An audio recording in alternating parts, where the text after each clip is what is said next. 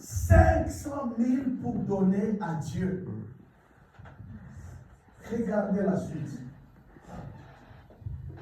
Il a donné, non? 500. Budget de 500.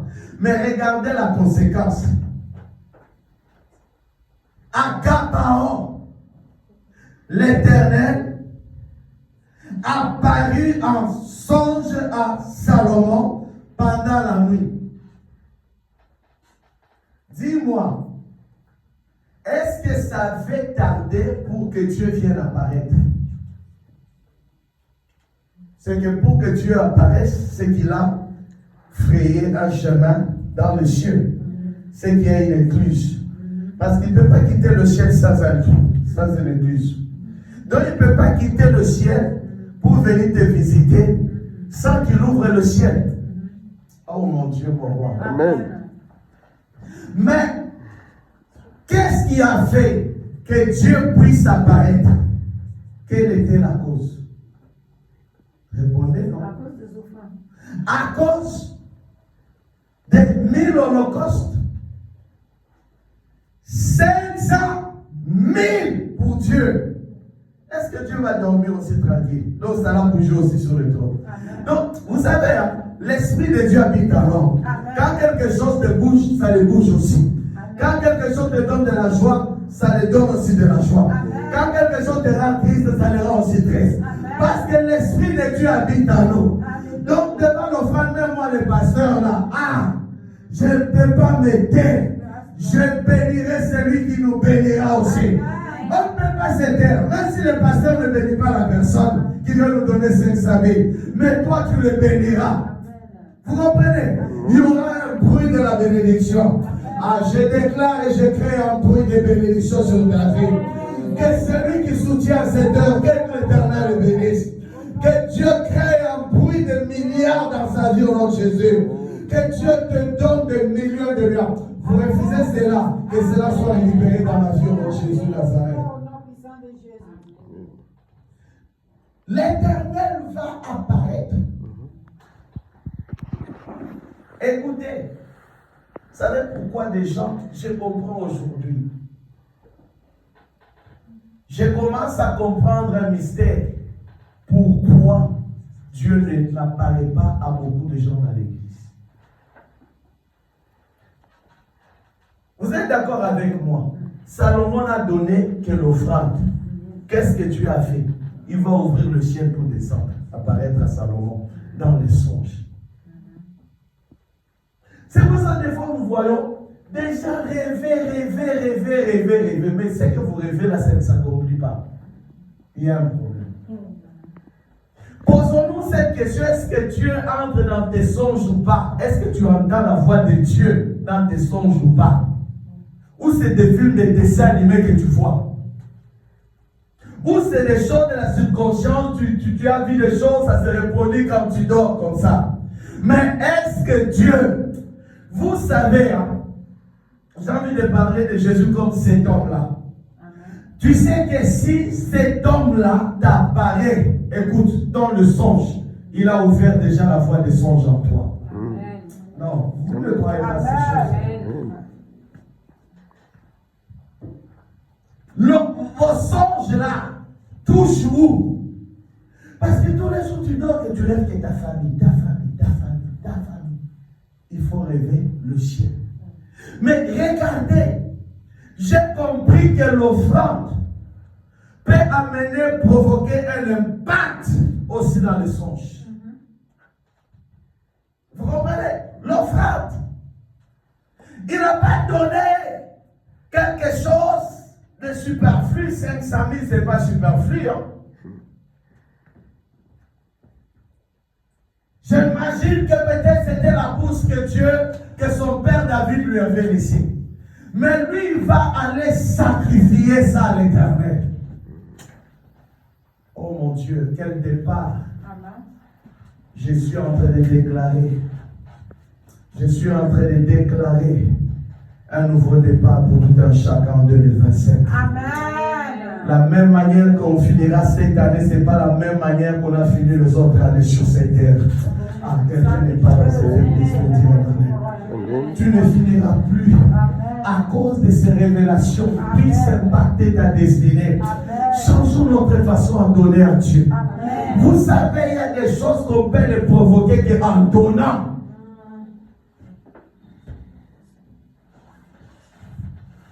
L'Éternel va apparaître dans le songe.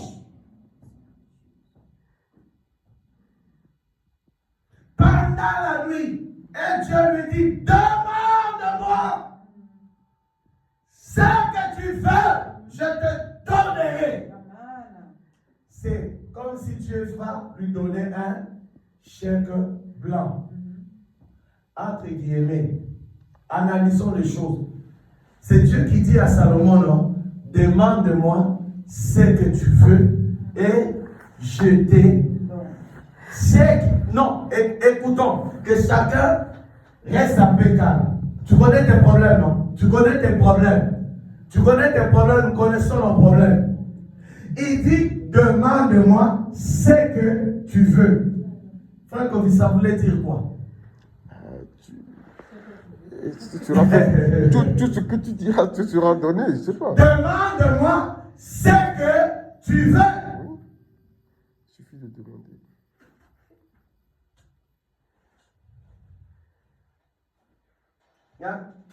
Oui, j'ai mal parlé.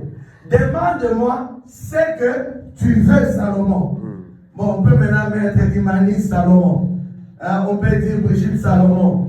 On peut dire Kofi Salomon, Chérita Salomon, Philippe Salomon, tout le monde de Salomon.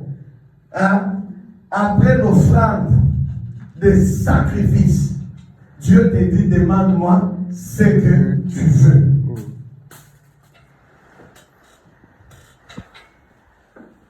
Voyez le secret. Pourquoi d'autres sont en train de percer, d'autres ne percent pas. Voyez, les grands donneurs à Dieu, cette parole elle revient, demande-moi ce que tu veux.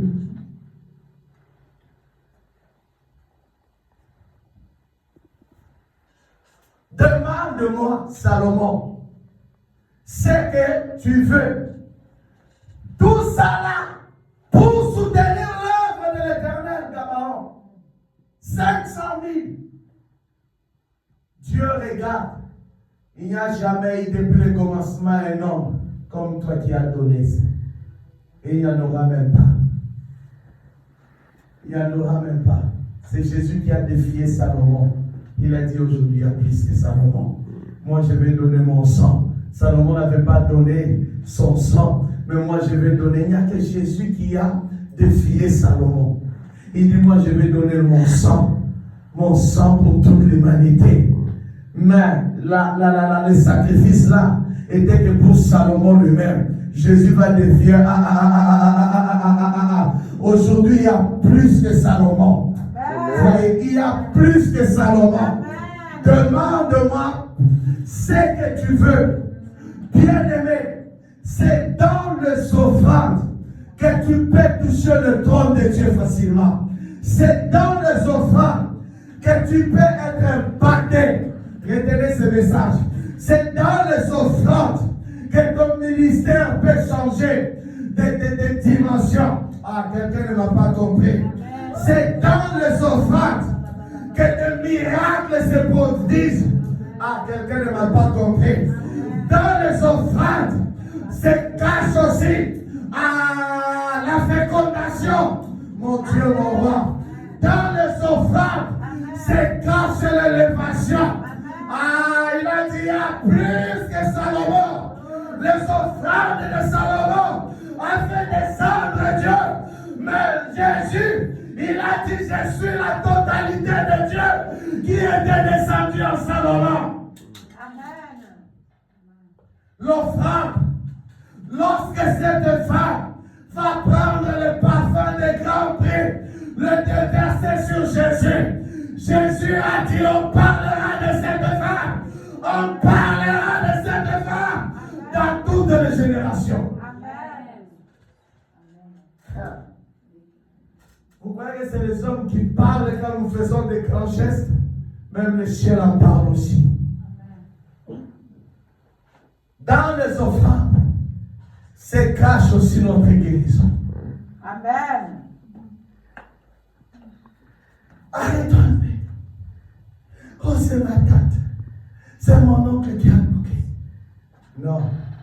Va à Gabaron. Amen. Va donner un sacrifice qui soit élevé. Amen. Le ciel s'ouvrira. Alléluia. Salomon avait aussi des tentes, non? Pourquoi il ne l'avait pas bloqué? J'aime. Quand tu seras, tu sauras donner à Dieu. L'Éternel annulera les condamnations des oncles, les condamnations des tantes. Parce qu'il n'y a pas de condamnation celui qui est en Christ. Le problème, c'est ce que nous ne savons pas donner Dieu. C'est ça qui nous bloque. Nous voulons prophétiser des prophéties qui ne s'accomplissent pas parce qu'on ne donne pas. Lorsqu'on apprendra à donner à Dieu, Dieu donnera. Dieu fera de notre bouche la bouche de l'Éternel, sa bouche. Ah, quelqu'un qui dirait amen. Vous allez voir, nous faisons trop de bruit dans cette génération parce que notre cœur ne veut pas donner à Dieu. L'Éternel aussi a déjà fermé le ciel. Donnons à Dieu régulièrement. Amen. Qu'est-ce que tu donnes à Dieu? Cet homme a donné 1000 holocaustes. Là, on dit la même nuit, ce n'est pas mes commentaires. On dit à Gabaon, l'Éternel apparut en songe à Salomon pendant la nuit. Hein? Donc, il finit à dormir, il rentre chez lui pour aller dormir, non? La même nuit-là, il y a un mouvement dans le ciel. Est-ce que tes offrandes provoquent un mouvement dans le ciel ou pas? Donc, arrêtons un peu de regarder l'hôtel t'a bloqué. Non, on est en train de parler à ciel ouvert. C'est que tout est déjà ouvert en 2025, mais il faut le provoquer aussi. Pour que cela devienne tangible, pour que cela devienne palpable.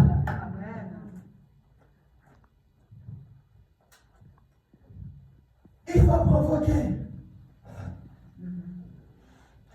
Dieu va lui apparaître la même nuit qu'il y a eu des offrandes.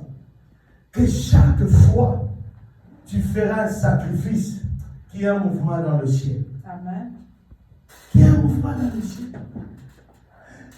Écoutez un peu. Lui va les donner à Dieu parce que Dieu lui a accordé quoi? Le trône. Il a hérité parce que Dieu a manifesté la bienveillance qu'il avait manifesté à son père David. Vous comprenez? C'était dans ces buts-là, lui il est parti. Et non seulement il est parti, mais il avait quand même une petite requête dans le verset 9. Il a dit, accorde-moi donc à ton serviteur un cœur intelligent pour juger ton peuple, pour discerner le bien du mal. Car qui pourrait juger ton peuple, ce peuple si nombreux? Voyez. Mais lui il était parti en guise de la reconnaissance, donner cette offrande à Dieu. Mais arrivé là-bas, les choses ont tourné. J'aimerais dire à quelqu'un, je suis en train de prophétiser aussi comme un prophète, que cette année, je parle de la part de l'Éternel. L'Éternel va changer les choses dans ta vie. Il y aura un bouleversement à cause de tes offrandes cette année. La résolution de cette année, moi aussi je l'apprends. Que Dieu m'aide à donner comme je n'ai jamais donné. Ah, je croyais que toi aussi tu allais l'écrire. Tu peux aussi crier aussi que cette année, que tu donnes à Dieu comme tu n'as jamais donné. C'est qu'il faut que l'offrande démarre. Cette année, il y aura bouleversement. Je le prophétise. Ton offrande va bouleverser les choses. Oh mon Dieu, l'errance sociale changera par tes offrandes. Que si l'histoire de Salomon a été impactée par l'offrande, c'est qu'il est le même hier, aujourd'hui, éternellement. Mais nous sommes des Salomon de cette génération. Nous devons donner au pauvres. Nous devons donner aux mendiants. Nous devons donner aux veuves et aux veuves.